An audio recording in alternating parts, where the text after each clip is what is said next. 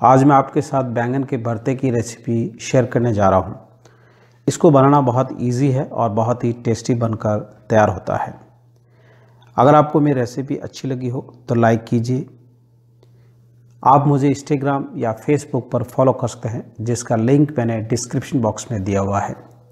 जब भी आप मेरा वीडियो देखें तो वीडियो के ऊपर प्ले आइकॉन बटन आता है, आप उसको प्रेस करके और भी रेसिपीज़ देख सकते हैं।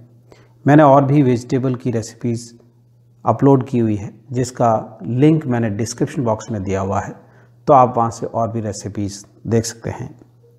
यदि आप मेरे चैनल पर नए हैं तो सब्सक्राइब कीजिए और बेल आइकॉन प्रेस कीजिए, जिससे आपको मेरी नई रेसिपी का नोटिफिकेशन मिल सके। तो आइए बनाना शुरू करते हैं। एक बड़ी साइज़ का बैंगन लिया है। ब्रश से अब ग्रीस कर लेंगे। ग्रीस करने के बाद जब हम बैंगन को ग्रिल करेंगे तो ग्रिल जल्दी से होगा और आसानी से हो जाएगा। तो इस तरह से चारों तरफ से ग्रीस करना है। गैस की फायर ऑन करेंगे। अब इस पे ग्रिल रख देंगे। उसके बाद इस पे बैंगन को ग्रिल करने के लिए रख देंगे। गैस फ्लेम को मीडियम टू लो कर देंगे। बीच बीच में बैंगन को चारों तरफ से पलटते रहेंगे ताकि चारों तरफ से अच्छी तरह से ग्रिल हो जाए। इसको ग्रिल होने में करीब 15 से 20 मिनट लगेंगे। बैंगन को एक तरफ अच्छी तरह से ग्रिल कर लिया है। अब दूसरी तरफ पलटकर ग्रिल कर लेंगे। जब भी आप इसको ग्रिल करें तो गैस फ्लेम को मीडियम टू लो ही रखें, जिससे ये अच्छी तरह से ग्रिल हो और अंदर तक पक जाए।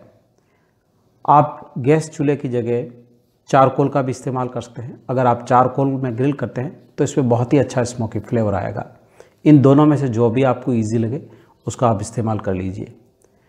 तो अच्छी तरह से ग्रिल हो गया है। अब गैस को स्विच ऑफ करके बैंगन को अच्छी तरह से ठंडा होने के लिए रख देंगे। उसके बाद इसका जो छिलका है उसको निकाल देंगे। छिलका उतारने के बाद चॉपिंग बोर्ड पे नाइफ से चॉप कर लिया है। ये ऑलरेडी पका हुआ है तो बहुत ही इजीली मैश हो जाता है। अगर आप चाहें तो चॉपर में डालकर भी आप चॉप कर सकते हैं। इन दोनों में से जो भी आपको इजी ऑप्शन लगे उस ऑप्शन का आप इस्तेमाल कर लीजिए। पैन में 2 से 3 टेबल स्पून ऑयल ऐड करेंगे। अगर आप ऑयल कम पसंद करते हैं तो आप थोड़ा सा कम कर लीजिए। ऑयल अब अच्छी तरह से गर्म हो गया है। अब इसमें थोड़ा सा जीरा ऐड करेंगे। 4 से 5 फाइन चॉप की हुई गार्लिक ऐड करेंगे। गैस फ्लेम को लो कर देंगे। लो गैस फ्लेम पे गोल्डन ब्राउन कलर आने तक गार्लिक को फ्राई करेंगे। तो गार्लिक अब अच्छी तरह से गोल्डन ब्राउन कलर में हो गया है। अब इसमें एक चॉप किया हुआ प्याज ऐड करेंगे। अच्छी तरह से मिक्स करके धीमी आंच पे गोल्डन ब्राउन कलर होने तक फ्राई करेंगे।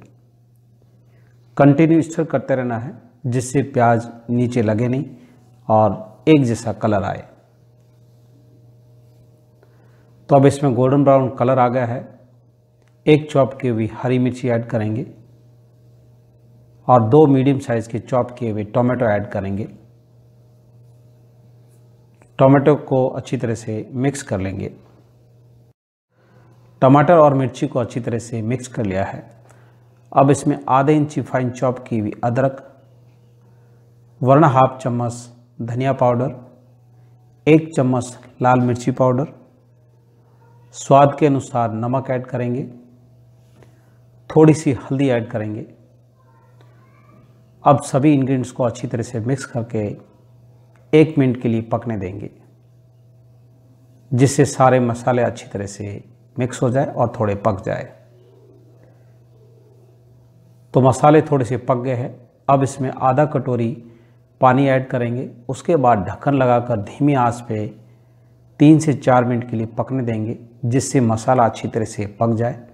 मसाला जितनी धीमी आंच पे पकेगा इतना ही स्वादिष्ट मसाला बनकर तैयार होगा। मसाले को धीमी आंच पे पकाते हुए 3 से 4 मिनट हो गए हैं। तो अब मसाला अच्छी तरह से पक गया है। इसके ऊपर रोगन आना शुरू हो गया है। इसका मतलब मसाला अच्छी तरह से पक गया है। 1 कटोरी ताज़ा मटर ऐड करेंगे। मिक्स करके ढक्कन लगाकर धीमी आंच पे 3 से 4 मिनट के लिए पकने देंगे, जिससे मटर थोड़े से पक जाए। वैसे ये ताज़े मटर है तो इनको पकने में ज़्यादा समय नहीं लगेगा।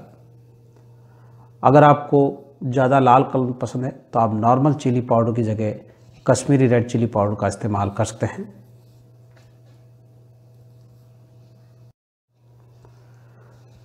तो मटर अच्छी तरह से पक गए हैं और मसाला भी पककर तैयार हो गया है। अब इसमें बैंगन का जो भरता है उसको ऐड करेंगे। उसके बाद मिक्स करके धीमी आंच पे करीब 5 से 6 मिनट के लिए पकने देंगे, जिससे ग्रीन पीस भी अच्छी तरह से पक जाए और जो बैंगन का भरता है वो भी पककर तैयार हो जाए। वैसे इसको ज़्यादा समय लगेगा नहीं क्योंकि ऑलरेडी पका हुआ है। आप चाहे तो इसको आप ढक्कन लगाकर भी पका सकते हैं और बिना ढक्कन भी। तो आप देख सकते हो बैंगन का भरता बनकर तैयार है। इसमें जो पानी था वो अच्छी तरह से एवोपरेट हो गया है।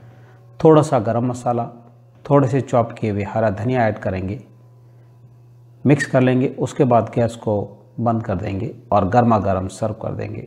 आप इसको राइस के साथ, चपाती के साथ, पराठे या नान के साथ सर्व कर सकते हैं। आपको मेरी रेसिपी कैसी लगी?